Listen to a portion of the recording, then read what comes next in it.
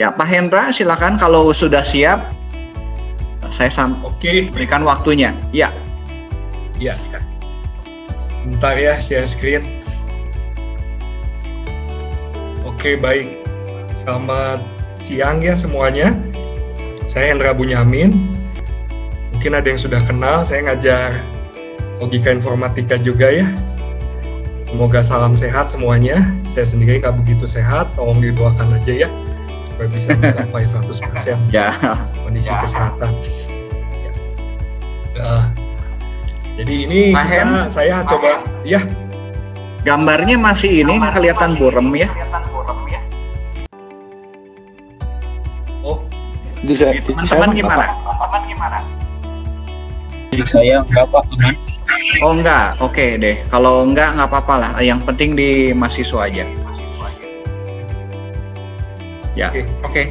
Jadi kita mau bercerita tentang AI, artificial buatan, itu artificial intelligence. Artificial itu buatan, intelligence itu kecerdasan. Jadi kecerdasan buatan ya. Topik utama ini terinspirasi berdasarkan AI untuk semua orang dari Coursera, Andrew Ng ya, Profesor Stanford, ahli pakar machine learning. Jadi ini ada 9 topik yang pokok bahasan yang akan saya coba jelaskan ya. Yang pertama kita akan masuk ke perkenalan dulu ya. Kenalan, apa itu ya? AI. Jadi AI ini prospeknya ke depan sangat baik ya. Dan malahan ada lembaga konsultan bisnis McKinsey berdasarkan Andrew Ng 2019 itu memprediksi bahwa tahun 2030 itu nilai yang bisa dihasilkan, nilai uang yang bisa dihasilkan itu 13 triliun ya. Kalau 13 triliun USD itu 13 kali 10 pangkat 12, kalau dirupiahkan itu sekitar segini ya, jadi nolnya itu udah 15 ya, atau udah 183 biliar ya. Apa saja yang bisa dihasilkan, kenapa bisa banyak uang begitu yang bisa dihasilkan? Karena AI itu banyak diterapkan di beberapa bidang, di retail contohnya seperti Blibli.com, Tokopedia, ya retail e-commerce itu semua pakai AI ya untuk rekomendasi sistemnya, merekomendasikan produk. Ya, yep. Kalau di teman-teman ini gambarnya jelas nggak? Jelas Pak. Saya jelas Pak. Jelas Pak, kebaca. Oh kebaca. Oke. Mau saya rekam aja Pak. Nah sekarang saya baru bagus nih ini. Ya. Oke deh, nggak apa-apa. Pak Eriko aja mau rekam, nggak apa-apa Pak Eriko. Double. Oh ya udah. Ya, Pak Hen boleh lanjut Pak Hen. Maaf ya. Terima kasih Pak. Yo. Ya. Kemudian untuk bidang travel itu juga menggunakan AI, misalnya untuk rekomendasi tempat wisata, objek wisata atau penerbangan yang mana yang dipilih. Untuk transportasi dan logistik juga ya teman-teman, transportasi misalnya self driving car, mobil yang bisa jalan sendiri ya, atau logistik ini menggunakan drone ya buat terbangin barang juga. Kemudian automotive assembly ya, ini baru pakai mesin mengotomatiskan perakitan mobil atau buat pelipatan saya karton gitu ya, kertas kayak gitu. Dan khusus untuk yang ini kemarin tahun kemarin sih ya, kedua tahun yang kemarin pernah ada datang ke Maranatha orang bapak, dia bicara dari human resource, sumber bagian ini ya, sumber daya manusia SDM, bagaimana dia kerjanya di Jababeka ya. Jababeka itu satu kawasan industri dekat Cikarang ya, daerah sana Jakarta. Bagaimana ketika dia harus memecat atau merumahkan beberapa karyawan, banyak karyawannya, karena dia membeli sebuah alat dari Jerman, alat alatnya ini robot untuk melipat. Seperti yang teman-teman ketahui, karton atau dus buat kayak Kentucky Fried Chicken gitu ya, di McDonald gitu kan ada karton-kartonnya. Itu tadinya kan pakai tenaga manusia, dilipat gitu ya. Jadi orang dibayar.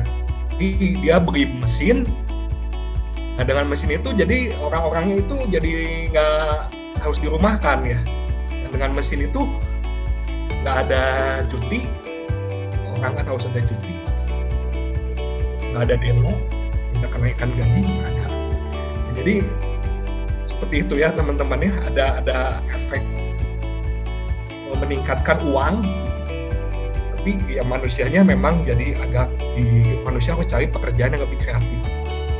Contohnya aja kan, misalnya saat dulu kan nggak ada pekerjaan YouTuber, ya tapi sekarang ada gitu. Jadi manusia makin kesini ini harus bisa menciptakan peluang kerja yang lebih kreatif. Nggak bisa yang biasa-biasa, karena yang biasa-biasa itu, yang standar, yang rutin itu bakal bisa digantikan dengan AI, mesin, ya, komputer. Oke, next ya. Jadi AI itu dapat dibagi. Saya coba membuat AI itu tidak terlalu sulit dipahami, istilah yang terlalu tinggi. Gitu ya. Istilah itu dilakukan demistifikasi, jadi tidak mistik di sini AI itu. Tidak hal yang wow banget ya. Kita akan lihat AI itu menjadi dua ya. Pertama itu ada yang disebut ANI, Artificial Narrow Intelligence ya. Yang di sini narrow, sempit. Jadi AI yang sempit, spesifik. Contohnya seperti apa? Smart speaker. Seperti apa smart speaker? Seperti ini, Siri ya. Atau Baidu OS. Atau seperti apa lagi ya? Alexa. Ya, seperti itu. Yang punya Amazon ya. Atau self-driving car. Yo. Seperti Tesla ya. Uber rasanya masih riset self-driving dan lain sebagainya. Web search, Google, ya, Bing, Baidu, Yandex itu mesin Google-nya Rusia. Dan AI di farming and factories yang tadi ya, AI-nya pakai untuk mengotomatiskan. Jadi ini yang disebut AI ANI. Ada satu lagi adalah AGI, ya kalau ini general, G-nya itu general. Nah ini yang biasanya orang memandang AI itu seperti ini ya. Jadi ada orang, ada komputer, ada robot yang bisa melakukan semua manusia lakukan dan malahan bisa lebih kuat lagi, lebih hebat lagi. Jadi seperti ini satu film Ex Machina, teman-teman nonton, ini satu robot yang sangat cerdas ya, robot wanita ini. Dan kalau teman-teman nonton, dia bisa menipu manusia, atau istilahnya itu dia bisa melewati, istilah teknisnya bisa melewati Turing test. Turing test itu adalah sebuah tes untuk memeriksa apakah sebuah komputer sama manusia itu dikasih tirai gitu ya, kita ngobrol gitu, di balik tirainya kita nggak tahu gitu apa. Nah kalau kita sebagai manusia itu bisa nebak, oh ini mah manusia, padahal di balik tirainya itu adalah komputer atau robot, berarti menang. Komputer itu menang ya. Turing test, dia bisa melewati Turing test. Atau bahkan ada yang lebih hebat lagi, ini manusia ditempelin sama AI kecil, microchip. Dianya kayak kemampuannya kayak ninja. Nah yang seperti ini itu kita masih belum nyampe sana. Kita lebih fokus di sini, spesifik pada kasus tertentu. Oke. Nah untuk itu AI yang kita ketahui itu sekarang ada satu alat, satu teknik, satu algoritma yang sangat populer yang disebut di dalam AI itu ada yang disebut machine learning. Mesin, learning itu belajar. Jadi si mesinnya itu, mesin dalam hal ini ada komputer, bisa belajar.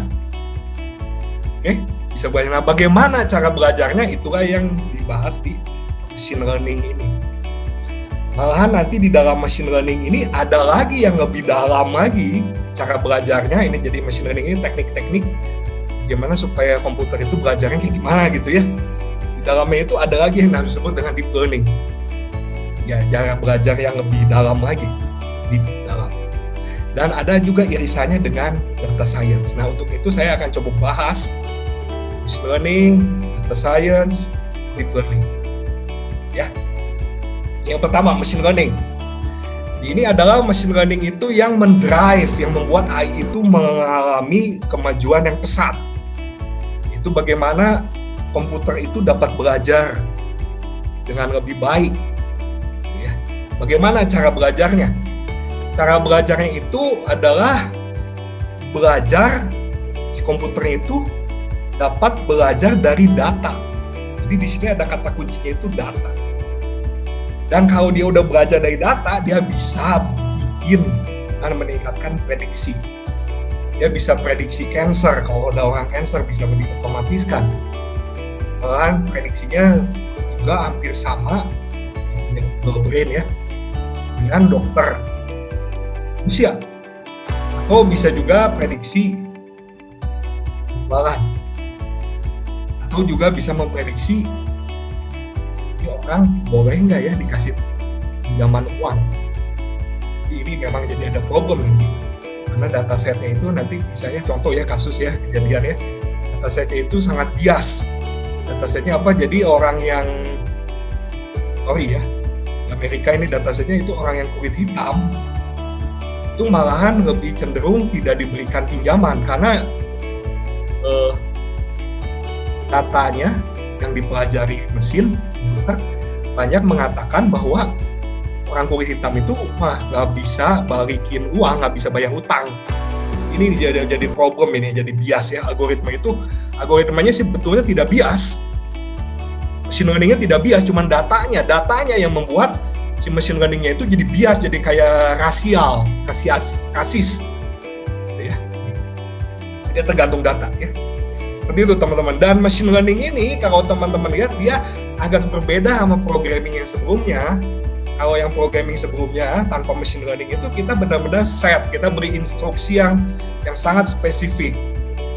If gini then else gitu ya teman-teman. Jadi if then else gitu. Atau nggak for i sama dengan 1 sampai bisa berapa. Atau while tanpa machine learning. Tapi dengan machine learning kayak komputernya itu kita kasih data, suruh makan data dan dia bisa belajar dan dia bisa melakukan model ya di sini itu menghasilkan fungsi atau model kita akan lihat dan bisa menggunakan model atau fungsi itu untuk memprediksi yang tadi. Oke. Kita akan lihat bagaimana sih cara machine learning itu belajar. Jadi komputer itu belajar ada beberapa cara, ada beberapa jenis. Saya menggunakan buku yang terkenal, Geron. Pertama adalah supervised learning. Ini belajar yang disupervisi. Ini yang sangat populer. Jadi kayak orang, anak, bayi, diajarin, kalau teman-teman juga mungkin diajarin 2 tambah 2 sama dengan berapa? 4. Oh ya 4 ya. 3 tambah 3 sama dengan berapa? 6. Dikasih tahu. Disupervisi, dipandu, dituntun gitu ya. Ada juga unsupervised learning. Kalau unsupervised ini belajarnya nggak disupervisi, lu belajar aja sendiri. Nggak ada panduan. Ini bisa meraba-raba sendiri. Harus raba-raba sendiri gitu ya. Ada juga semi supervised learning. Ini setengah dipandu, setengah enggak. Juga ada reinforcement learning. Ini banyak istilah-istilah, tapi saya akan fokuskan kepada yang paling populer saat ini, yaitu supervised learning. Ini cara yang membuat AI itu mengalami perkembangan pesat itu karena supervised learning, teknik supervised learning di dalam machine learning. Supervised learning itu sebetulnya adalah si komputer belajar pemetaan dari A ke B. Ada A itu input, B itu output. Nah, si komputer itu belajar fungsi yang memetakan A ke B, atau orang mengatakan bukan cuma fungsi tapi bisa juga orang mengatakan model yang memetakan ini A ke B. Ya, model. Seperti apa? Contohnya seperti ini. Ketika teman-teman mempunyai gambar, kemudian teman-teman menggunakan pixel dari gambar itu, gambarnya misalnya ukurannya 1024 kali, atau lebih gambarnya misalnya 800 kali 600 pixel. Nah, setiap pixel dari itu 480.000 ya. Ya, 480.000 pixel itu teman-teman gunakan pixel itu untuk mendeteksi apakah ada kucing atau enggak. A-nya itu adalah pixel, B-nya itu adalah ada kucing atau enggak di gambarnya. Atau contohnya dari film yang teman-teman suka. Ini yang digunakan oleh Netflix, ya. Teman-teman suka nontonnya apa? Filmnya film Suster Ngesot, Kuntilanak di Hutan Kayu. Film-film yang kayak gitu nanti direkomendasinya film yang kayak gitu juga gitu, yang serem-serem juga. Oke. A-nya itu adalah ini film yang kita suka, B-nya itu adalah film yang direkomendasikan. Atau enggak contoh dari kata-kata, kita bisa memprediksi dia happy atau enggak. Komputer bisa belajar ini dari kata-kata, dari tweet atau dari Facebook, posting-postingan di Facebook atau posting-postingan di Twitter bisa memprediksi dia happy atau enggak. Ya. Atau enggak contoh, ini kerjaan Badan Meteorologi dan Geofisika, dari data sensor cuaca kita bisa memprediksi peluang hujan. Jadi ini A-nya, ini B-nya. Machine learning belajar model atau fungsi yang memetakan ini ke sini. Atau nggak contoh mobil, sensor mobil, inputnya ini kita memprediksi tuningnya apa ya, di tune up-nya bagusnya gimana. Atau nggak contoh berita, kita mau memprediksi harga saham. Jadi A-nya itu adalah berita, B-nya itu adalah harga saham. Jadi seperti itu teman-teman ya. Atau nggak contohnya ini musik, audio, suara, kita mau prediksi jadi sebuah tulisan. Apalagi ini sangat membantu ketika untuk orang yang mohon maaf tunarungu, ketika dia tuli, dia pengen nonton gitu, dan dia nggak bisa dengan suara, tapi dengan machine learning bisa kita buat transkripnya berupa tulisan dari suara di video tersebut. Ya seperti itu supervised learning teman-teman. Dan aplikasinya, ya banyak ya aplikasinya ya. Contohnya ada yang namanya aplikasinya spam filtering. Dari email kita bisa tahu dia spam atau bukan. Jadi A-nya itu email, B-nya itu spam atau bukan. Atau yang tadi speech recognition, dari suara bisa jadi tulisan, speech recognition. Atau machine translation, penerjemah, mesin terjemah, Google Translate. Dari bahasa Inggris, tulisan bahasa Inggris jadi tulisan bahasa Indonesia. Atau enggak contoh ini online advertising. Ini yang banyak menghasilkan uang buat Google atau mesin pencari. Ya, yaitu ketika kita ngeklik iklan-iklan, diklik nggak? Kalau diklik udah uang masuk. Ya. A-nya adalah, B-nya adalah. Kemudian ini self-driving car adalah dari gambar, foto mobil di depan, foto depan, foto di belakang, kiri kanan, kita bisa tahu posisi mobil lain. Apakah ada mobil di sekitarnya? Apa kalau nggak ada? Kalau nggak ada, ya kita jalan self-driving car. Atau nggak contoh di pabrik, dari sebuah gambar, sebuah atau pabrik handphone, daripada kita meng-hire orang untuk ngecek ini produk handphone saya ada cacatnya atau enggak, fotonya, produknya dilihat ada cacat atau enggak. Kalau cacat berarti 1, kalau nggak ada cacat berarti 0. visual inspection, inspeksi gambar visual, inspeksi secara visual. Ya. Jadi banyak sekali aplikasinya ya teman-teman dari supervised learning ini. Oke. Dan kenapa sekarang? Kenapa sekarang? Karena yang pertama adalah karena mesin komputer yang ada, yang siapa yang suka main game, ada graphic card. Graphic card kalau misalnya main game yang tertembakan, first person shooter, biasanya teman-teman pengen graphic card-nya yang ada GPU-nya, Graphical Processing Unit, yang punya Nvidia. Wah, pengennya yang ada GPU-nya supaya main game itu cepet banget ya, gerakan-gerakan smooth gitu ya. First person-nya geser sana, geser sini. Itu kenapa? Karena ada graphic card yang bisa secara cepat ngerender, bisa cepat menghitung pelurunya, ya, pandangan kitanya, itu karena ada graphic card teknologi GPU tadi. Nah, si GPU ini bisa kita pakai nih buat ngitung machine learning, buat dipakai buat keperluan machine learning. Nah, itu GPU itu sekarang banyak, perkembangannya pesat.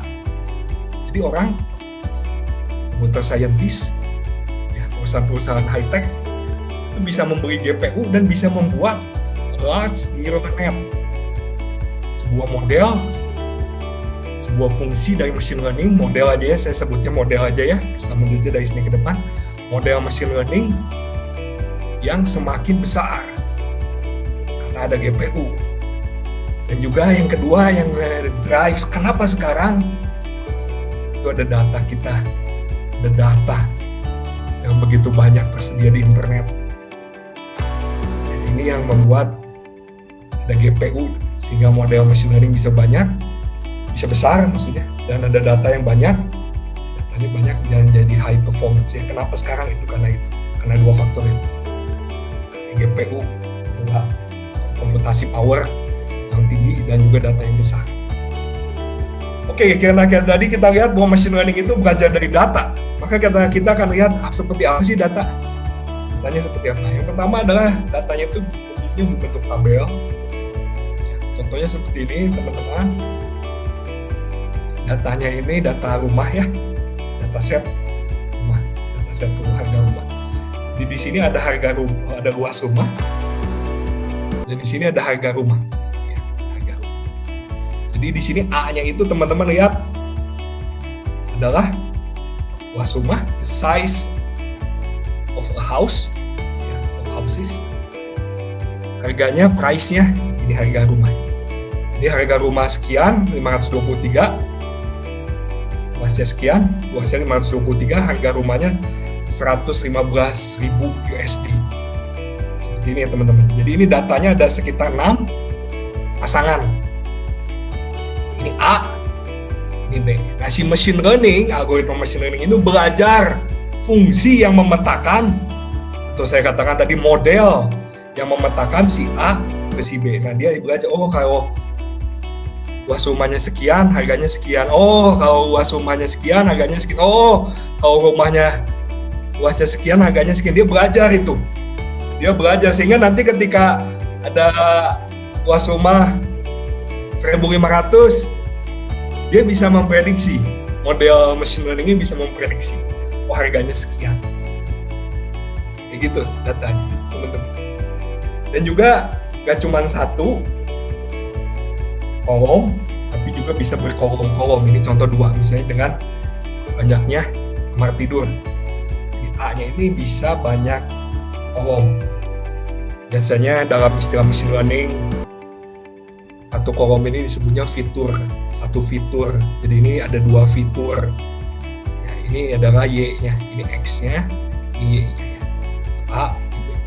Biasanya A itu X, Y-nya itu X. Datanya ya. Atau datanya nggak cuma angka, bisa juga datanya berupa gambar. Ini A-nya, ini B-nya. Kucing bukan kucing, kucing bukan kucing. Jadi teman-teman bisa lihat di sini si algoritma machine learning-nya, machine learning modelnya itu belajar pemetaan dari modelnya itu belajar pemetaan dari A ke B. A ke B. Jadi kalau kayak gini kucing, kalau kayak gini bukan kucing, kalau gini kucing, kayak gini bukan kucing. Jadi terus nanti dikasih gambar ini kucing bukan. Nah, dia bisa memprediksi. Ya. Oke, bagaimana cara memperoleh datanya? Ya teman-teman, paling gampang teman-teman googling, kumpulin banyak gambar, kemudian masing-masing dilabelin kucing bukan, kucing bukan.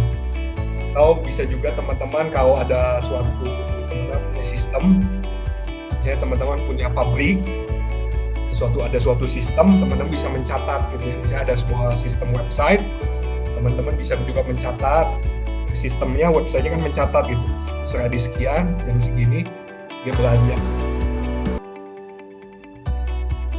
Ya, ada user ID sekian, jam segini, harganya sekian, dia nggak jadi.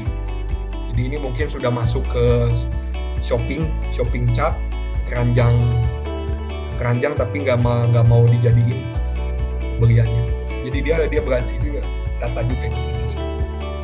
Kalau dari pabrik, mesin sekian, temperatur sekian, tekanan sekian, udah rusak. Mesin sekian, temperatur sekian, tekanan sekian, rusak. Jadi namanya ini A-nya, ini B-nya. Ya, jadi teman-teman bisa memprediksi ke sebuah mesin ya, dengan sekian data sekian, dia bakal rusak atau enggak. Atau download dari website kaggle.com. Nah, ada satu lagi, saya drive datadriven.org, yang banyak kan ya. Itu teman-teman, data itu biasanya Messi itu bukan Lionel Messi di sini, pemain sepak bola Argentina yang hebat. Messi di sini kacau. Contohnya misalnya, jadi kalau teman-teman masukin data yang nggak benar, itu bisa keuangan nggak benar. Jadi hati-hati. Data itu harus dipastikan benar gitu ya. Jangan data yang kotor.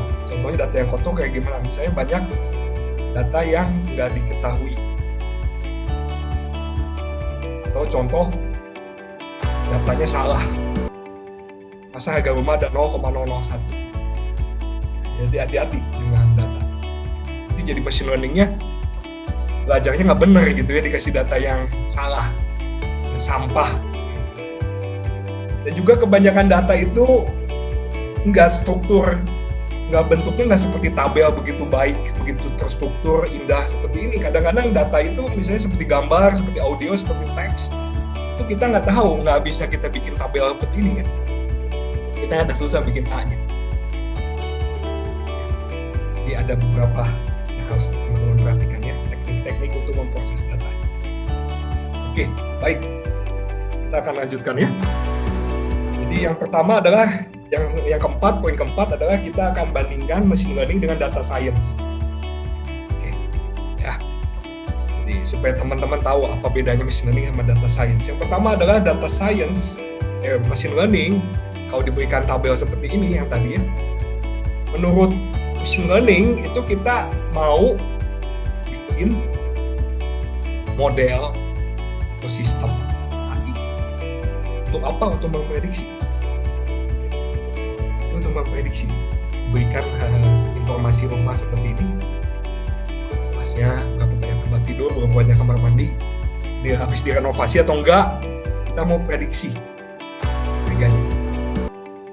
Kalau menurut machine learning, dia pengen belajar model. Machine learning yang memetakan A ke B. A-nya ini. Tapi kalau menurut data science, jadi dia tujuannya agak beda. Machine learning itu prediksi.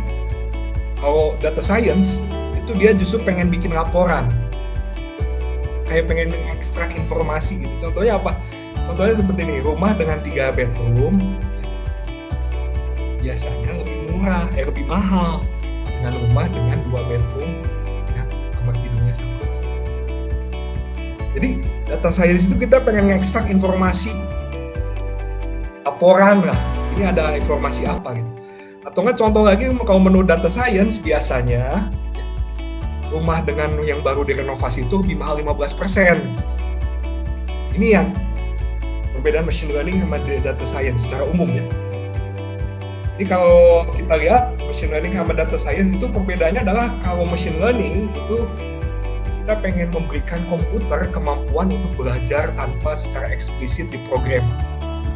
Kita nggak usah kasih tahu if-nya di mana, else-nya di mana, while-nya di mana, for-nya di mana, nggak usah. Secara otomatis dia belajar tanpa secara eksplisit dan hasilkan software. Menurut definisi ya. Dan kalau data science itu justru kita mau ngekstrak informasi. Ada apa nih sama data kita? Jadi berupa laporan pada atasan kita atau sebuah presentasi slides buat dikasih tahu pada atasan kita, pada perusahaan tempat kita bekerja. Oke, baik. Jadi kita sudah bahas tadi machine learning, data science, dan kita akan masuk ke deep learning. Ini lagi trending, lagi ngehit ya. Deep itu dalam, belajarnya itu dalam. Ya, apa maksudnya belajarnya itu dalam? Yang mendalam. Ya, yuk kita lihat, diberikan sebuah contoh. Kita punya dataset nih. Yang tadi ya, dataset sama yang tadi, prediksi rumah. Yang rumah diberikan A-nya ini 4 fitur atau ngomong prediksi rumah. Nah, kalau kita menggunakan deep learning, itu deep learning itu dia menggunakan model fungsi machine learning yang disebut artificial neural networks. Ini udah spesifik ke sana. Kalau machine learning itu nggak spesifik ke neural network. Tapi kalau deep learning itu dia sudah spesifik ke neural network. Dan ininya, yuk kita lihat ya. Jadi kalau kita lihat ini A-nya nih. Ini B. Dan di dalamnya ini ada yang disebut dengan neuron. Sama kayak otak. Di otak kita banyak neuron, ada sekitar berapa? Ada 2 billion gitu ya. Banyak bisa otak. Kayak gitu. Neuron. Dan deep itu dalam, artinya dalam itu apa? Jadi ininya bisa berlayer-layer. Ini satu layer nih. Ini layer yang kedua. Ini layer yang ketiga. Nah, kalau udah deep learning, ini bisa berlayer-layer ini. Bisa sampai 40 layer, 30 layer. Ya, bisa seperti itu. Dan ini semua menjadi model atau fungsi matematis, fungsi matematika. Itulah yang disebut dengan deep learning ya. Jadi teman-teman tahu ya, A-nya di antara ini ada satu fungsi atau satu model neural network. Oke, yuk kita lihat deep learning. Karena ini lagi trending, saya akan coba jelaskan deep learning secara dengan istilah yang non teknis. Mudah-mudahan bisa dipahami. Contoh, ya teman-teman jual kaos, dan teman-teman bisa melihat punya data penjualan dari kaos kita. Jadi di sini ada harga kaos, dan di sini ada permintaan.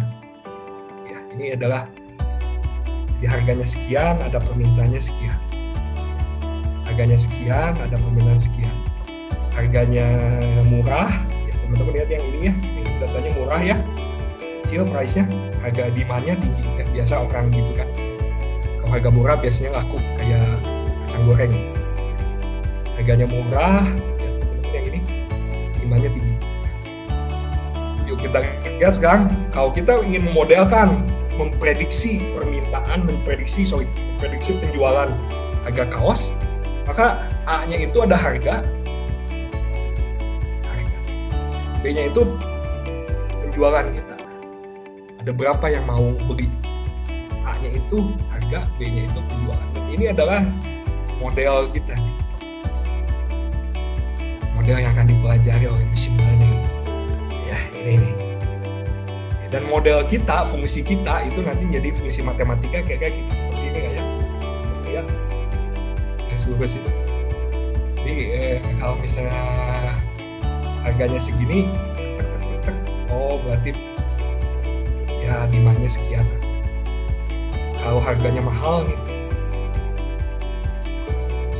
demand-nya sedikit. Kalau harganya mahal banget, mau beli nggak ada.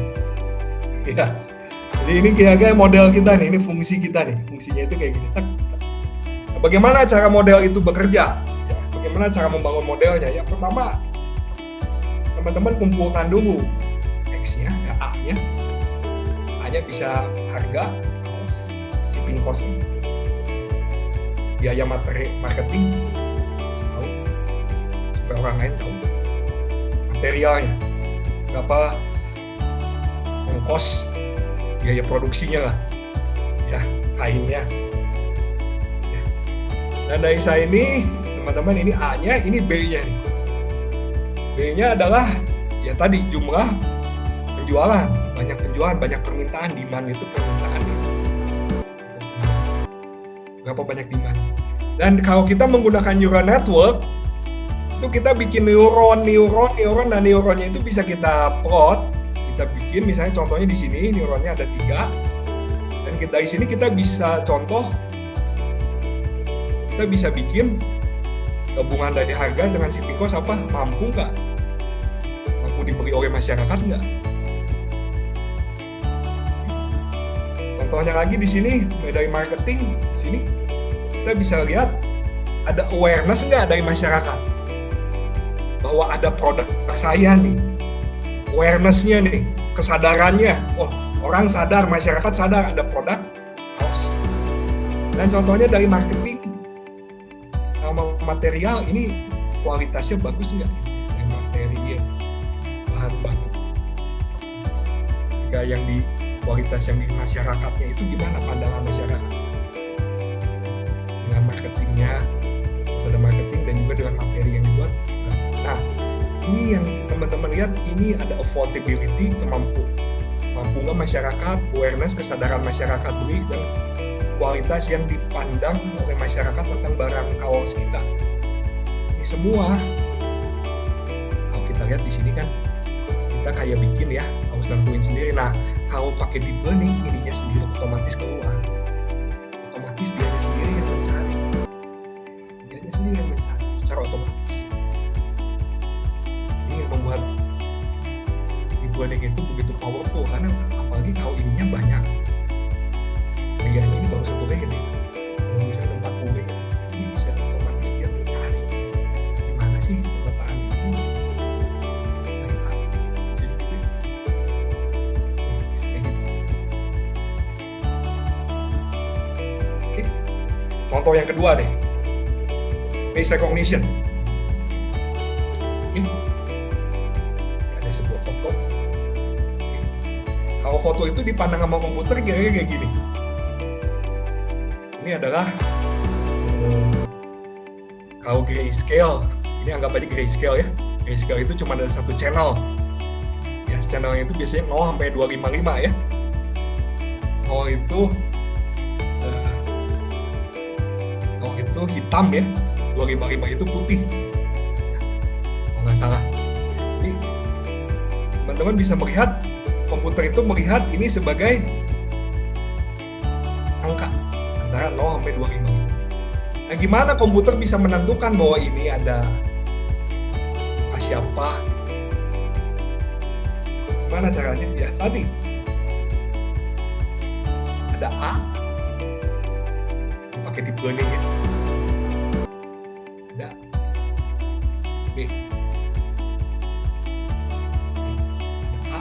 A-nya itu apa? A-nya itu ada pikselnya. Pixel-pixelnya. Jadi kalau misalnya gambarnya itu 1000 pixel kali 1000 pixel, ini ada 1 juta ini. A-nya itu ada 1 juta neuron. A-nya itu ada 1 juta buletan. Ini baru 1 channel. Kalau RGB ya ada 3. Berarti 3 kali 1 juta. 3 juta. Ini B-nya sih cuma 1, misalnya muka dia perempuan atau tidak, misalnya wajah laki-laki atau wajah perempuan, misalnya cuma 1 ya, saya cuma 1 aja ya yang gampang ya, ini laki-laki atau perempuan. Di 1 misalnya ini itu perempuan, 0 berarti dia laki-laki misalnya gitu. Dan si neural network-nya itu dia belajar, neural network-nya itu belajar dari layer yang pertama. Ya, dia akan belajar. Yang pertama mungkin dia belajar bentuk-bentuknya dulu. Ada garis, ada gantungan. Kemudian ke layer berikutnya dia mulai belajar matanya, hidungnya. Dan yang hampir layer yang mau terakhir dia belajar bentuk wajah. Jadi dengan berlayer-layer kayak begini, deep learning itu dia mencapai prestasi yang luar biasa. Kenapa? Juara dia. Ada satu kompetisi namanya ImageNet tahun 2012 itu deep learning langsung namanya AlexNet ya, deep learning namanya AlexNet. Fisik bukti juara di situ. Juaranya mengalahkan hampir semua teknik machine learning yang lain yang bukan deep learning, dikalahin semua secara signifikan. Durasinya hampir 98%, menang sekitar 12% lah. Dari juara keduanya itu 12% di bawahnya secara gemilang. Makanya dia naik daun tahun 2012 ya, AlexNet. Dan dia kalau nggak salah ini sekitar 30-an lahirnya. 30 layer ini. Sebelum dari A ke B itu 30-nya. Ya kayak gitu teman-teman ya, mudah-mudahan bisa tahu deep learning ya. Dan saya akan contohkan sebuah demo. Ini demonya gimana sih cara deep learning itu belajar. Ya, kita ada sebuah demo sedikit.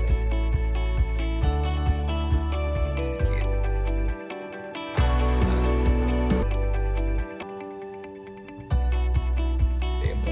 Ini gini ya. Kelihatan ya? Di ini kita mau belajar. Neural network-nya ini cuma sederhana aja ya. Inputnya itu cuma 2. Ini A-nya nih, ini B-nya.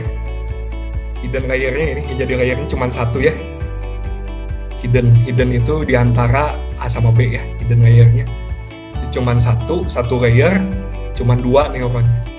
Ya. Jadi ini masalah disebut XOR. XOR itu teman-teman tahu ya, kalau misalnya false sama false, no sama no, hasilnya apa?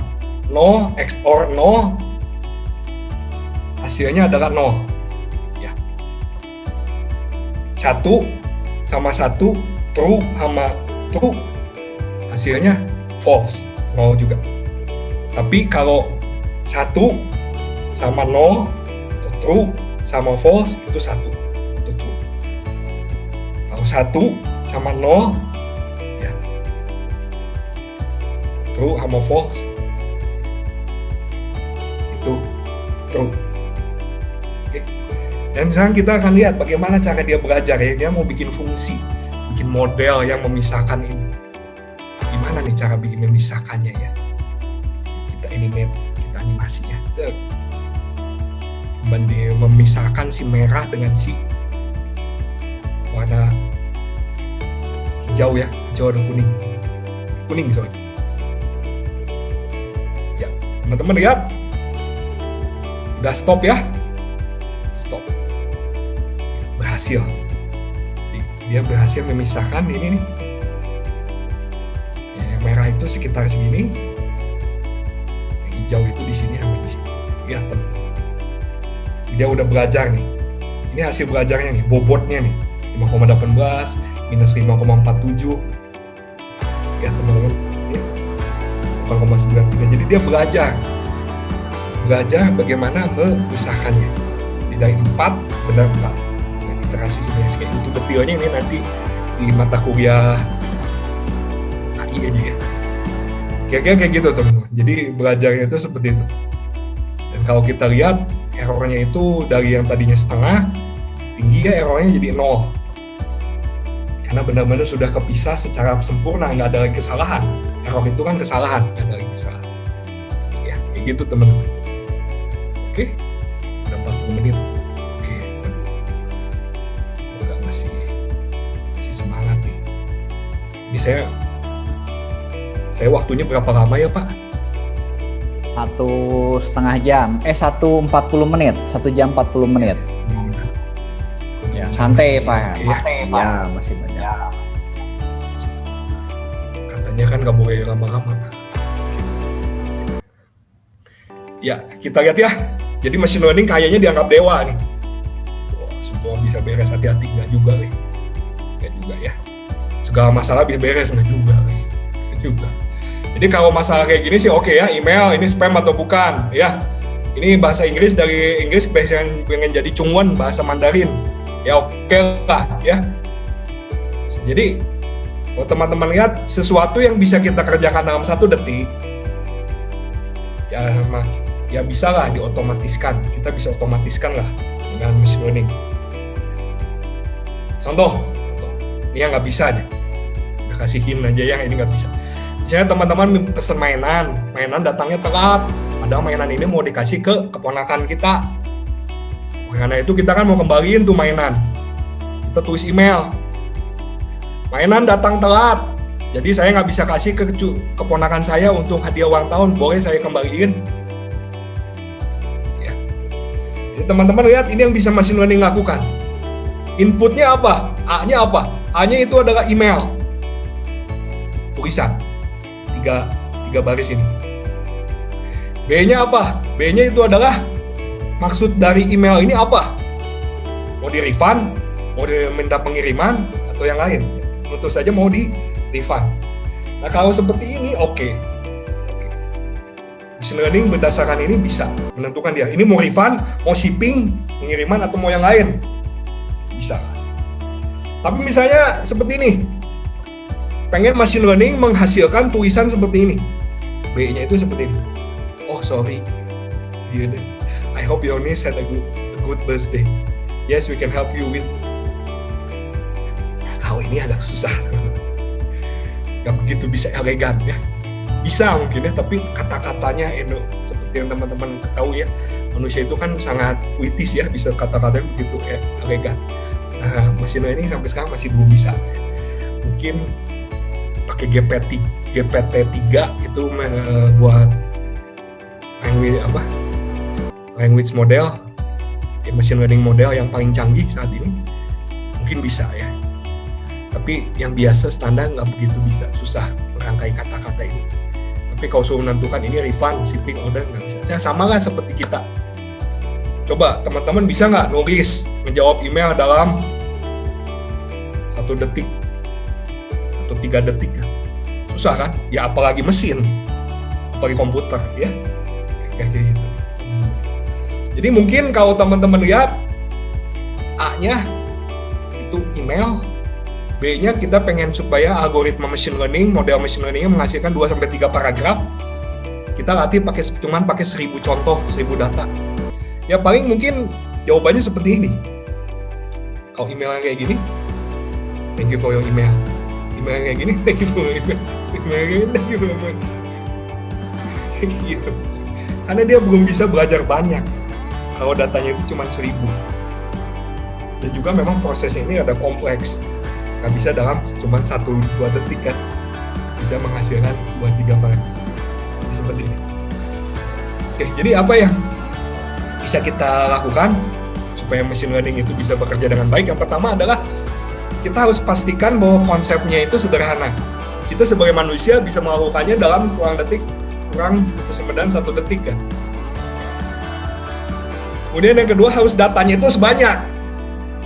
Supaya si machine learning-nya, algoritmanya itu bisa belajar lebih banyak contoh kan lebih baik. Data banyak, dia akan bisa lebih banyak belajar bagaimana memetakan dari A ke B. Ya, itu dia. Ya, oke. Contoh lagi ya. Self-driving car. Yuk kita lihat. Ini sangat populer self-driving car. Ini bisa kita lakukan. Ada mobil, di mobilnya dipasang kamera di depan, kamera di belakang. Kita bisa tahu nih, di mobil kita ini, di depannya ada mobil, di belakangnya ada mobil nggak? Bisa ini. Cepret aja foto. Terus sudah gitu kita lakukan deteksi. Jadi diberikan gambar, A-nya itu adalah gambar, B-nya itu adalah ada mobil atau enggak. Ya, mobil. Ini bisa kita lakukan. Tapi kalau kayak gini, ini ada gambar, kadang kita bingung kan, machine learning suruh bedain nih gambar ini, yang ini artinya stop, yang ini artinya mau ikutan nebeng. Nah, ini zaman sebelum COVID, jadi nggak pakai masker semua. Terus ini mau belok kiri, ya tangan biasa gini ya, karena nggak ada lampu sen, sepedanya nggak ada sen motor kayak gitu, nggak ada, jadi pakai tangan. Nah kalau kayak gini mesin algoritma suruh belajar, mesin learningnya, model mesin learningnya suruh belajar A, diberikan gambar kayak gini, suruh menentukan B-nya stop, di cycle atau mau belok kiri, ini ada susah. Nah ini bingung, ini tangan, ini apa nih ya? Tangannya mau yang mana ya? Jadi di sini datanya perlu lebih spesifik lagi. Harus ada gambar tentang stop beberapa versi, cycle beberapa versi, kasih rating beberapa versi, dan harus datanya itu harus penuh akurasinya, harus tepat, harus tinggi. Ya, jangan sampai datanya itu kita benar-benar harus berhati-hati sekali, karena ini kalau salah ini bisa bahaya. Ya, ada yang mau nebeng mobil tapi dikiranya suruh berhenti, itu bisa menimbulkan ambiguitas. Ya. Oke, ya kita lihat lagi berikutnya, X-ray. Yang bisa kita lakukan adalah kalau misalnya gambarnya itu banyak, kita bisa mendeteksi kanker, bukan kanker, sakit pernafasan, pneumonia. Tapi kalau machine learning suruh belajar cuma dari textbook, ya cuma dari buku pelajaran kedokteran, cuma dari 10 gambar, aduh, udah susah ya, datanya kurang banyak. Jadi gimana nih teman-teman kekuatan dan kelemahan machine learning? Yang pertama adalah machine learning itu akan bekerja dengan baik kalau konsepnya itu sederhana, kalau datanya itu banyak. Dan machine learning itu belajarnya itu nggak begitu bagus kalau apa? Kalau misalnya konsepnya itu kompleks. Ya, kita sendiri nggak begitu bisa dalam 1-2 detik. Apalagi mesin, komputer. Dan dia modelnya suruh memprediksi pada data yang berbeda. Jadi si modelnya itu belajar dari data kayak gini dan suruh memprediksi data yang kayak begini, kan jelas nggak bisa dong. Ya, dia harus belajar juga dari data yang kayak gini nih, baru bisa memprediksi data yang kayak begini. Ada sakit pneumonia atau enggak. Jadi ini nih, kalau data setnya itu berbeda, belajarnya apa, ditanyanya apa, ini dia nggak secerdas itu ya. Oke, hampir kita berakhir kuliah kita. Topik yang terakhir ada survei dari beberapa aplikasi ya, aplikasi AI. Yang pertama adalah computer vision, yaitu pengenalan objek, diberikan suatu gambar, tentuin kucing atau enggak contohnya.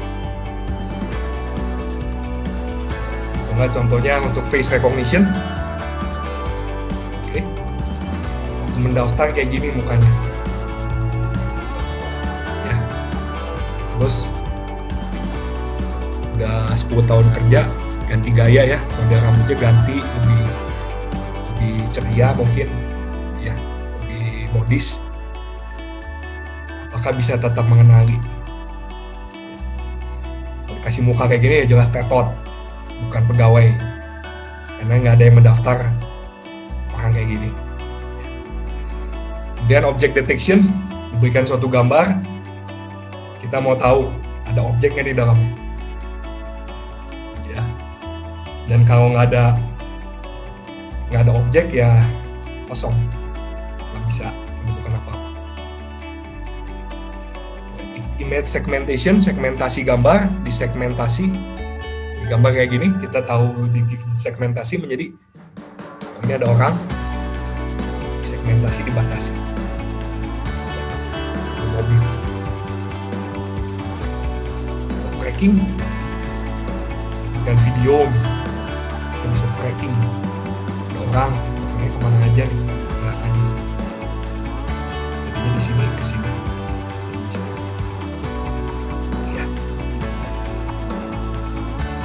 Dan ada yang namanya natural language processing, text classification, klasifikasi teks, menentukan jenis dari suatu tulisan, klasifikasi. Ya, contoh email, spam atau bukan, diberikan suatu email, ini spam atau bukan ya. Ini suatu masalah yang sudah 100% solve ya, kebanyakan ya. Makanya di Gmail atau di Outlook ini masalah udah beres ya. Hampir sebagian besar sampai 100% benar ya. Spam, bukan spam. Ya, hampir 99,sekian%. Contoh produk description di Tokopedia ini kayaknya sudah pakai. Ketika teman-teman mau jualan, teman-teman upload deskripsi dari produk yang teman-teman mau jual, langsung si Tokopedia-nya tahu, oh ini mah kategorinya makanan, oh ini mah kategorinya dompet. Contohnya lagi misalnya sentimen, positif, negatif, perasaan ya. Ini contohnya untuk review dari sebuah kafe, makanannya bagus, bintangnya 4, ini A-nya, ini B-nya. Machine learning nanti belajar model yang memetakan ini dari A ke B. Tapi kalau kayak gini, servisnya jelek banget, bintangnya 1. Itu contoh information retrieval. Information retrieval itu ya Google, mesin pencari, web search, mesin pencari, Bing, Yandex, Baidu, itu juga pakai mesin learning. Ya. Atau enggak contoh lagi, name entity recognition, diberikan suatu tulisan, kita bisa menentukan yang menjadi namanya. Namanya yang mana ya? Queen Elizabeth II, Sir Paul McCartney. Atau malah bisa lebih jelas lagi, lebih detail lagi, yaitu nama tempat, dan cuma nama orang. Itu name entity recognition ya. Siapa tahu tertarik di bidang ini, mendalami itu. Ada juga Google Translate ya, mesin penerjemah bahasa Indonesia jadi bahasa Inggris. Mesin penerjemah. AI adalah listrik baru. AI adalah electricity. Contohnya lagi adalah parsing, ini sangat berguna untuk bahasa Inggris, untuk bagaimana kita memberikan pengetahuan bahasa Inggris kepada komputer, supaya komputer tahu gitu ya, dari sebuah kalimat tahu mana kata bendanya ya, jadi preposisinya, kata bendanya, determinernya ya. Dari sini bisa dibangun apa? Bisa dibangun, ini adalah sebuah frase kata benda, noun phrase ya. Dari sini bisa menjadi apa? Verb phrase, frasa kata kerja ya. Dan bisa jadi ini menjadi apa? Subjek frase subjek, dan ini menjadi suatu kalimat. Seperti itu ya teman-teman. Kalau tertarik di bidang part of speech tagging memberikan label kepada part of speech, bagian dari kata ya, parsing. Ya, yang paling populer tadi kita udah lihat ya, dari bidang apa? Bidang computer vision ya. Computer vision, natural language processing, pemrosesan bahasa alami, aplikasi AI ya, machine learning ya. Terus juga sekarang kita pindah ke speech, audio, speech. Yang pertama adalah speech recognition ya teman-teman. Siapa tahu ada yang punya Siri. Hey Siri, how are you doing? I'm doing fine. Hai Siri, when was you are born? Kamu kapan lahirnya? Sehingga langsung jawab. Nah kayak gitu. Alexa,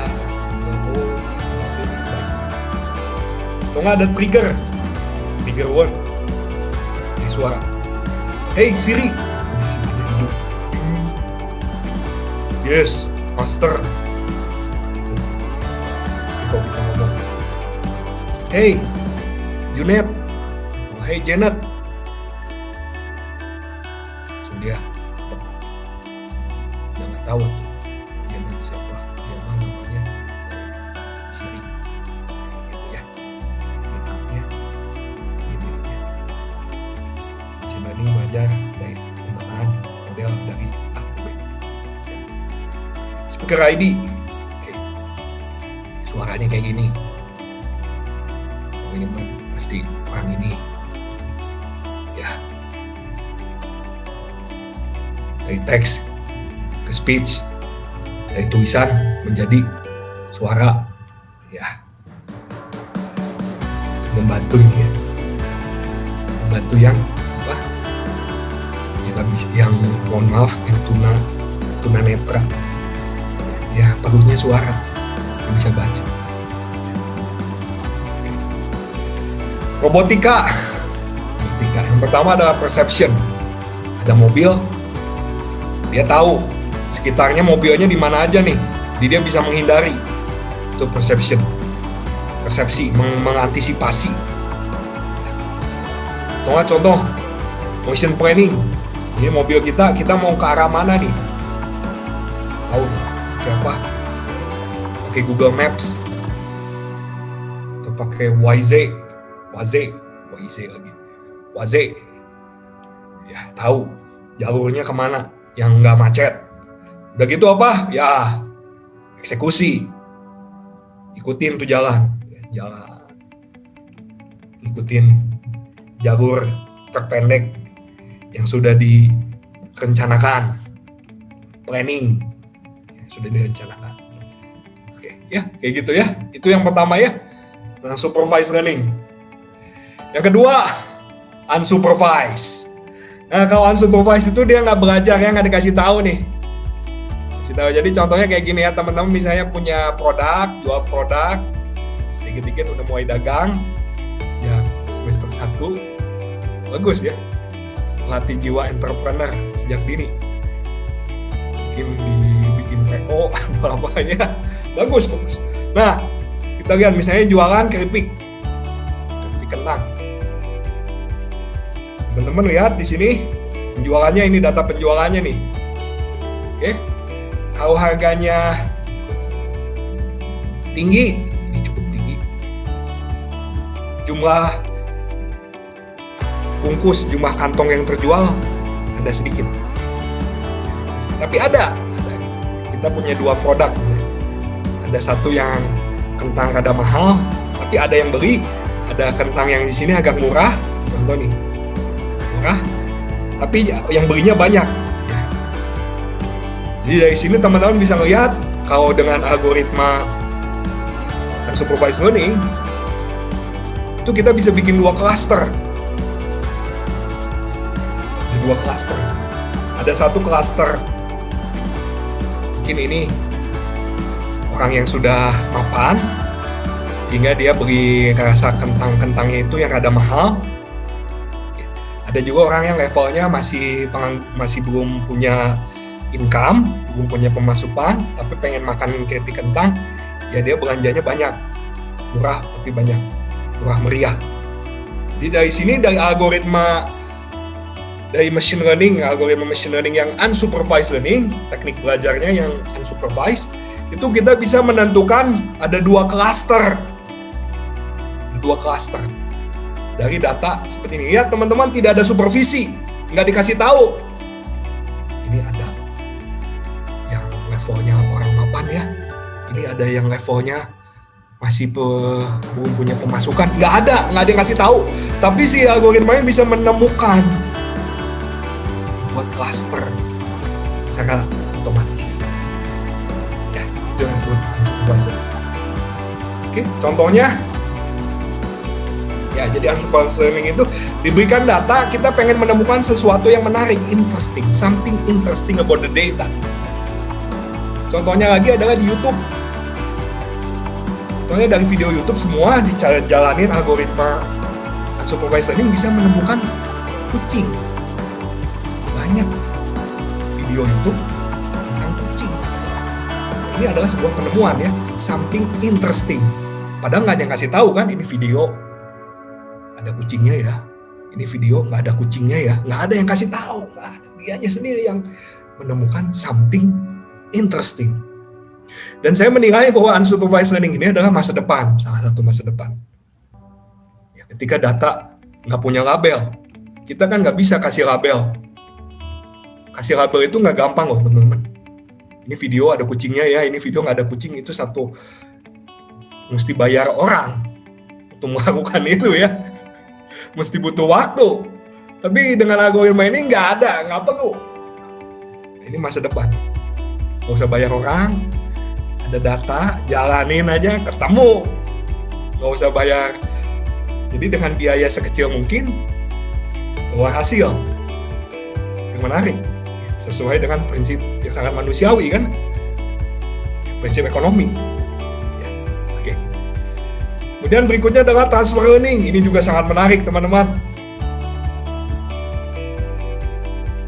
Mendeteksi mobil. Mobil kan banyak pisan ya versinya. Jenis. Berarti model machine learning-nya belajar mendeteksi mobil dengan berbagai macam mobil, 100.000 mobil, gambar mobil. Nah, transfer learning ini kita transfer model yang udah belajar ini, kita transfer buat hal yang sangat spesifik. Misalnya contoh apa? Kan ini udah belajar ya, pengen mendeteksi mobil golf, padang golf. Cuma belajarnya itu nggak usah banyak-banyak, cukup 100. Kok bisa? Iya, bisa. Hasil belajar mobil dipakai buat belajar mobil golf, belajarnya perlu sedikit aja. Ya sama lah teman-teman. Kalau saya misalnya belajar fisika, teori relativitas, Einstein, wah fisikanya tingkat tinggi. Kalau pakai otak saya sekarang mah, aduh, nggak susah. Tapi beda kalau misalnya saya otaknya dicabut, ganti pakai otak Einstein, wah belajar fisika jadi gampang. Ini udah sama. Jadi udah belajar kan, 100.000 gambar nih. Ya kalau mau belajar deteksi mobil golf mah ya udah bisa tuh, tinggal kasih aja belajarnya sedikit, 100 saja. Bisa. Ya. Oke, yang berikutnya reinforcement learning. Yang reinforcement learning ini prinsipnya adalah kayak kita belajar, maaf ya, sambil diberi penalti atau enggak. Kayak kita mengajarin ini lah, ajaran gogok anjing ya. Kalau anjing misalnya kita ngomong sama anjing ya, ambilin koran, terus si anjingnya ambilin koran gitu, terus balik bawa korannya ke saya, kita gitu, good dog, langsung dikasih makanan gitu ya. Tapi ketika anjingnya ambilin koran, bukannya ambilin koran, malah ngepup, waduh, kita kan jadi marah ya, bad dog, anjing nakal. Nah, belajarnya itu kayak gitu, jadi kasih reward sama dikasih punishment. Ya, ini ada satu videonya saya akan setel ya, sedikit aja ya, saya akan setel videonya. Bentar.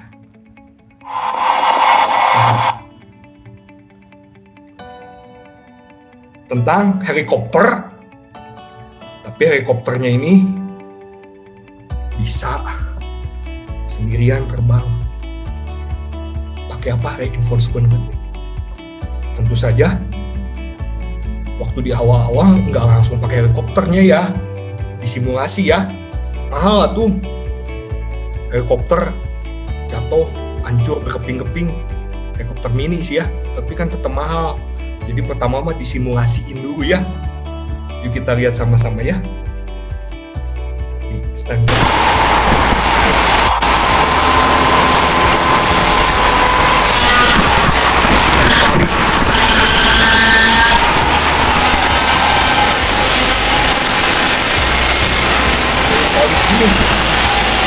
Upside down. Reinforcement learning ini nggak ada yang ngetil. Bisa berbagai gaya. Buat balik. Berbagai gaya. Apa yang berbagai gaya?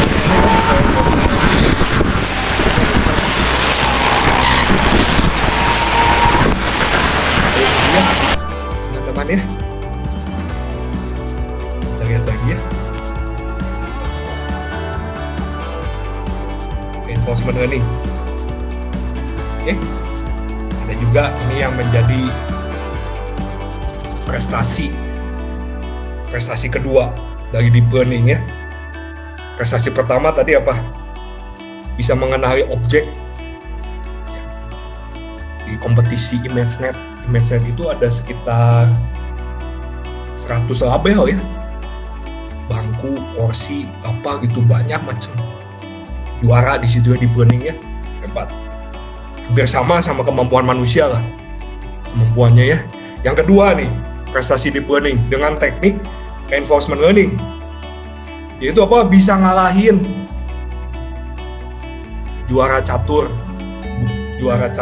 caturnya Korea, namanya Go. Nama programnya, deep learningnya AlphaGo. Ngalahin juara Go. Pakai deep learning. Ini juga prestasi yang kedua. Pakai reinforcement learning. Oke. Yang ketiga nih, ini juga nih. Itu saya akan, namanya GANS. Saya akan kasih lihat dulu ya video berikutnya nih, video yang terakhir.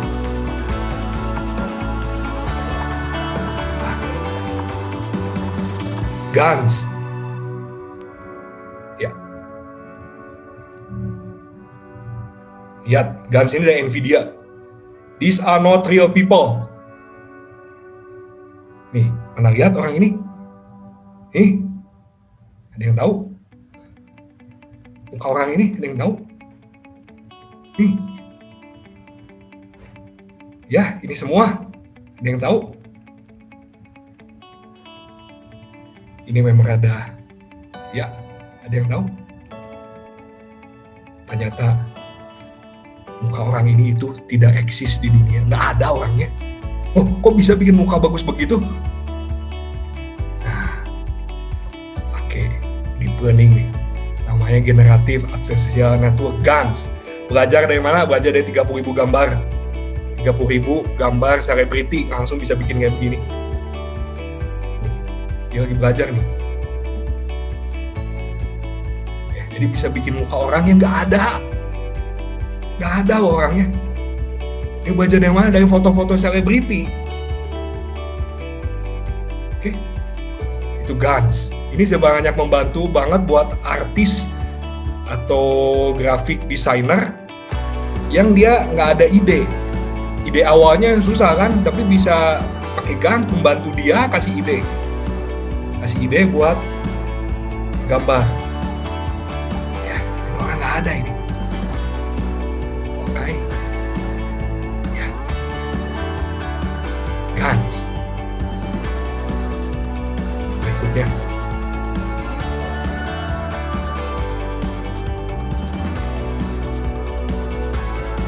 Adalah knowledge graph. Ini memang nggak begitu terkenal, tapi amat bermanfaat, apalagi ketika teman-teman misalnya googling gitu ya, Leonardo da Vinci, ya langsung ada yang kasih tahu di sebelah kanan, Leonardo da Vinci, polymath, dia lahirnya kapan, nah ini disebut dengan knowledge graph. Ya. Atau nggak ada Lovelace, programmer pertama di dunia. Programmer pertama di dunia adalah wanita, namanya Ada Lovelace, dia mathematician juga. Aplikasinya buat apa? Aplikasinya tentu saja knowledge graph-nya seperti ini. Jadi kita bisa googling, bisa kasih pengetahuan, born, died, lahir kapan, meninggal, bio-nya apa. Atau contoh ketika teman-teman cari hotel, address-nya, phone, wifi-nya, atau pool-nya apa. Ya, itu salah satu aplikasinya. Meskipun tidak begitu sewah yang sebelum-sebelumnya mungkin, tapi sangat bermanfaat. Inilah dia daftar pustakanya. Hanya 7. Ya, ini bukunya sangat baik nih, ini Geron sama Trust. Selebihnya ini tadi tentang GANS, ini tentang perbandingan tadi, perbedaan machine learning, deep learning, data science. Ini yang tadi ini cukup baik ya, bagaimana machine learning yang jadi problem itu sekarang machine learning ya. Itu gimana sih bisa ngambil keputusan demikian gitu. keputusannya A, gimana sih kok mesin bisa ambil keputusan itu ya? Makanya machine learning itu harus bisa diinterpretasi. Kenapa lu ngambil keputusan seperti itu? Ya, ini ada bukunya online cukup baik, Andrew Ng sama tadi neural network demo saya. Kita pakai yang di sini. Ya, terima kasih nih. Kemudian, lupa lagi, ini mata kuliah yang mendukungnya adalah ada mata kuliah pilihan pembelajaran mesin. Jadi sistem yang komputasi cerdas, dan juga kita di Maranatha ini ada pelatihan Huawei khusus untuk AI. Jadi nanti kita akan belajar semua tentang deep learning di sana, di mata kuliah pilihan pembelajaran mesin dan juga di training Huawei. Ya, itulah presentasi dari saya. Semoga ada manfaat. Terima kasih. Ya, Pak Hendra, terima kasih. Teman-teman ada yang mau bertanya nggak? Ini sangat menarik sekali ya. Kenapa? Karena di era industri 4, salah satu poin ya dari 10 yang dicanangkan pemerintah, salah satunya adalah artificial intelligence. Ya, kenapa? Karena harga artificial intelligence ini cukup menjanjikan ya, tadi Pak Hendra sebutkan gitu ya. Nah, teman-teman nanti bisa belajar banyak juga ya sama Pak Hendra. Kebetulan kita juga kerjasama dengan Huawei. Huawei itu sedang mencari 150.000 talent. 150.000 talent. Jadi Anda bisa menjadi salah satunya ya untuk memenuhi talent-talent tersebut ya. Nah, silakan ada yang bertanya. Saya berikan waktu dulu. Ada teman-teman. Silakan tanya bebas saja supaya dapat ini. Kalau ada yang jelas, nggak jelas juga boleh. Ya, ini pengenalan ya, di Cybernetica ini emang pengenalan supaya saudara nanti bisa dapat gambaran lebih jelas.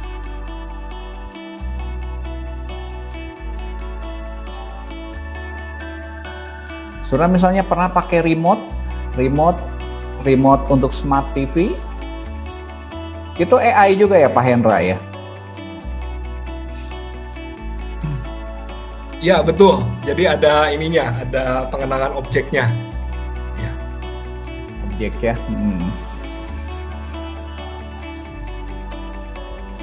Ya silakan teman-teman, ada yang bertanya? Udah kebayang nggak?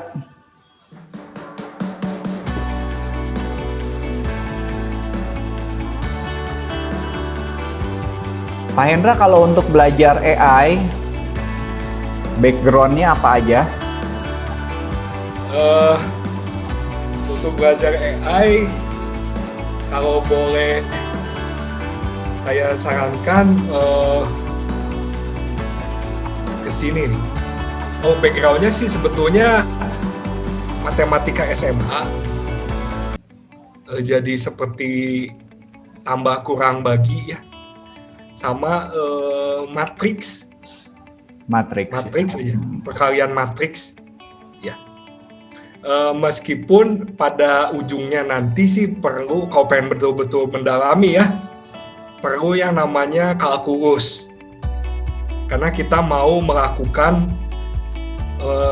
errornya itu mau dibikin sekecil mungkin, error dari kesalahan dari si AI-nya mau dibikin sekecil mungkin, kesalahan dari model machine learning-nya, jadi perlu diminimumkan ya, harus pakai kalkulus gitu. Tapi untuk awal ya tadi matematika SMA tambah kurang bagi sama matriks aja ya, seperti itu. Jadi jangan terlalu khawatir, langsung coding aja, langsung kode aja dulu lah. Oke. Makasih Pak Hen. Silakan ada yang bertanya lagi?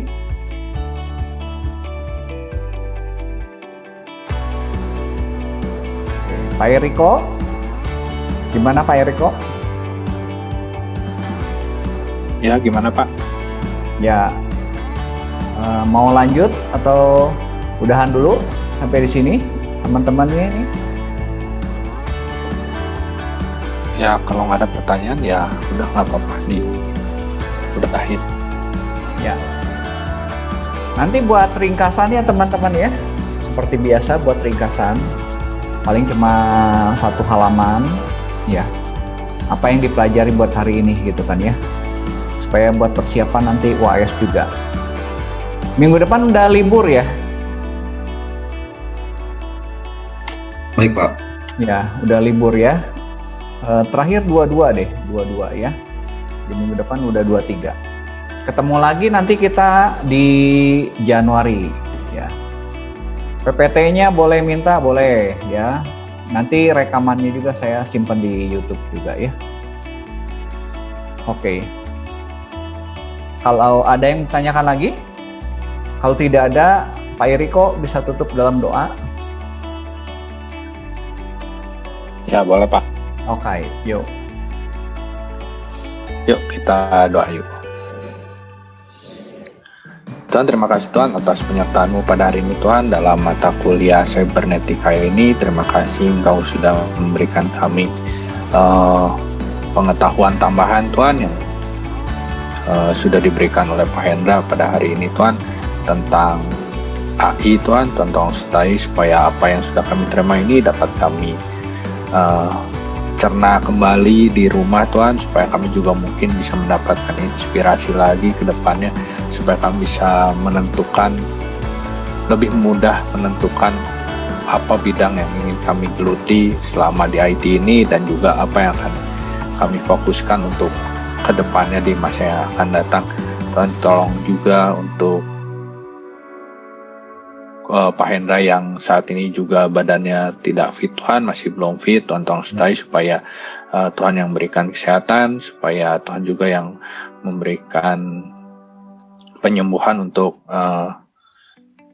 badannya Pak Hendra ini ya Tuhan, dan juga tolong sertai kami juga Tuhan yang ada di rumah, supaya Engkau yang juga yang melindungi kami dari tengah-tengah wabah corona ini ya Tuhan. Terima kasih Tuhan, hanya dalam nama Tuhan Yesus Kristus kami tak berdoa dan bersyukur, amin. Amin, oke. Yuk teman-teman, sebelumnya kita open kamera dulu ya, mau di capture dulu ya. Ada 2 layar. Ini ada yang chat. Oke. Ya, oh ya aku belum buka lagi malahan, ke close. Ya, 1, 2, 3, halaman 1 dulu ya. Di halaman 2 ya, 1, 2, 3. Oke, cukup 2 ya, udah. Oke, kalau nggak ada pertanyaan boleh leave. Kita ketemu tahun depan ya. Pak. Ya. Terima kasih Pak. Terima kasih Pak. Terima kasih Pak. Makasih Pak. Ya, Makasih Pak. terima kasih ya. Yuk sama-sama. Terima kasih Pak. Terima kasih Pak. Oke. Sama-sama. Ya.